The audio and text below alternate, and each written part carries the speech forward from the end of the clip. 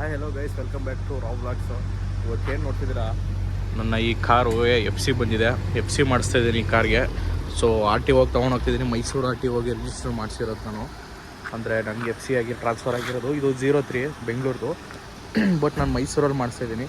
So F C ಮಾಡೋಕ್ಕೆ ಏನೆಲ್ಲ procedure ಇರುತ್ತೆ, ಏನೇನು ಡಾಕ್ಯುಮೆಂಟ್ ಕೇಳ್ತಾರೆ, ಹೆಂಗೆಲ್ಲ ನಡೆಯುತ್ತೆ ಅನ್ನೋದನ್ನ ಈ ವಿಡಿಯೋದಲ್ಲಿ ನಾನು ನಿಮಗೆ ತೋರಿಸ್ತೀನಿ.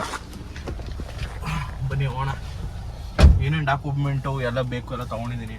Aadhaar card, R C card, insurance ಪ್ರತಿಯೊಂದು ತೊಗೊಂಡಿದ್ದೀನಿ. ಇವಾಗ ಹೋಗೋಣ ಬನ್ನಿ. ಆರ್ ಟಿ ಒ ಹತ್ರ ಸಿಗ್ತೀನಿ. ಈಗ ಆರ್ ಟಿ ಒ ಹೋಗ್ಬಿಟ್ಟು ಅಲ್ಲಿ ನೋಡೋಣ ಏನೇನು ಪ್ರೊಸೀಜರ್ ಇರುತ್ತೆ ಅಂತ.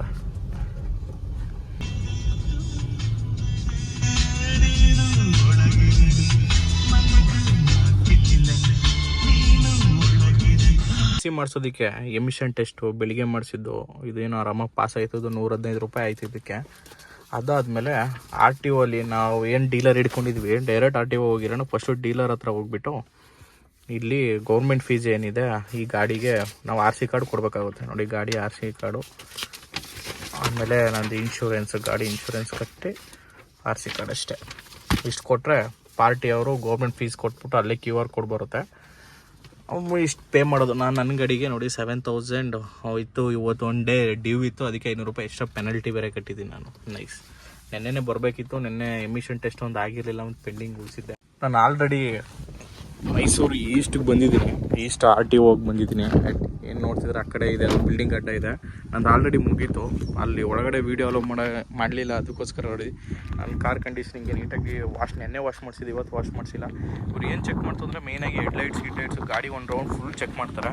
ಚೆಕ್ ಮಾಡಿದ್ಮೇಲೆ ಚಾರ್ಸಿ ನಂಬರ್, ಇಂಜಿನ್ ಚಾರ್ಸಿ ನಂಬರ್ ನೋಡ್ತಾರೆ. 1 ನಿಮಿಷ ತೋರಿಸ್ತೀನಿ.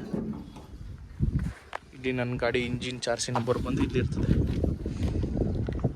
ಈ ಚಾರ್ಸಿ ನಂಬರ್ ಚೆಕ್ ಮಾಡ್ತಾರೆ. ನನ್ನ ಆರ್ ಸಿ ಕಾರ್ಡಲ್ಲಿ ಇದರಲ್ಲೂ ಎಲ್ಲ ಚೆಕ್ ಮಾಡಿ, ಆಮೇಲೆ ನಮ್ಮದೊಂದು ಸ್ಲಿಪ್ಪು ನಾವು ಪೇ ಮಾಡಿರ್ತೀವಲ್ಲ ಗೌರ್ಮೆಂಟಿಗೆ, ಅದನ್ನು ಇಟ್ಬಿಟ್ಟು ಪೆನ್ಸಿಲಲ್ಲಿ ಗೀಚ್ತಾರೆ. ಸೊ ಇದ್ರದ್ದು ಮಾರ್ಕಲ್ಲಿ ಬರಬೇಕು, ಅದು ಮೇನಾಗಿ ಚೆಕ್ ಮಾಡ್ತಾರೆ. ಆಮೇಲೆ ಇಂಜಿನು ಸ್ವಲ್ಪ ಇಲ್ಲಿ ಧೂಳಿತ್ತು, ಹಿಂಗೋ ಓಕೆ ಮಾಡಿದ್ರು ಪರವಾಗಿಲ್ಲ. ವಾಶ್ ಮಾಡಿಸಿದೆ, ಮತ್ತೆ ಧೂಳಾಗ್ಬಿಟ್ಟಿದೆ. ಇಷ್ಟು ಮೇಯ್ನಾಗಿ ನೋಡೋಂಥದ್ದು. ಆಮೇಲೆ ಹೆಡ್ಲೈಟ್ಸು,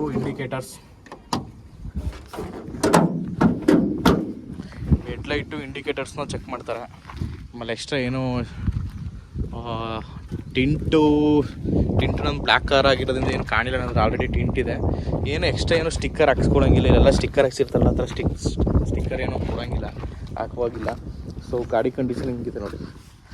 15 ವರ್ಷ ಹಳೆ ಗಾಡಿ ಆದರೂ ಸ್ವಲ್ಪ ನೀಟಾಗಿ ಮೇಂಟೈನ್ ಮಾಡಿದ್ದೀನಿ ಅಂತ ನಾನು ಅಂದ್ಕೊಂಡಿದ್ದೀನಿ.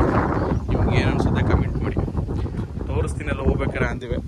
ಅಲ್ಲಿ ನೋಡಿ, ಅಲ್ಲೆಲ್ಲ ಹೋಗ್ತಿದೆಯಲ್ಲ ಗಾಡಿಗಳು, ಅಲ್ಲೆಲ್ಲ ಆರ್ ಟಿ ಒಗೆ ಹೋಗ್ತಾ ಇರೋದು. ತುಂಬ ಗಾಡಿಗಳು ಬಂದಿರ್ತದೆ. ನಾನು ಬೇಗ ಆಗಿತ್ತು, ನಾನು ಅಲ್ಲೇ ಪೇಮೆಂಟ್ ಎಲ್ಲ ಮಾಡ್ಬಿಟ್ಟಿದ್ದೆ ಗೌರ್ಮೆಂಟಿಗೆ ಕಟ್ಟಿ, ಹಾಗಾಗಿ ಬೇಗ ಆಗೋಯ್ತು ನಂದು. ಸೊ ಏನಿದ್ರು ನಮ್ಮ ಡೀಲರು ಅದಕ್ಕೋಸ್ಕರ ವೆಯ್ಟಿಂಗ್.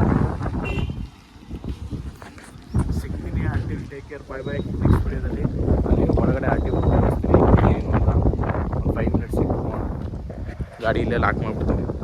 ನನ್ನ ಗಾಡಿ ನೋಡಿ ಏನು ಸಗದಾಗಿ ಕಾಣ್ತಾಯಿದೆ ಅಂತ. ಬಿಸಿಲು ಬಟ್ ಸಾಕಾದಾಗ ಕಾಣ್ತೈತೆ ಗಾಡಿ. ಇಷ್ಟೊಂದು ಗಾಡಿಗಳಿದೆ ಅಂತ. ಇಷ್ಟು ಗಾಡಿ ಎಲ್ಲ ಎಫ್ ಸಿಗೆ ಬಂದಿರುತ್ತೆ.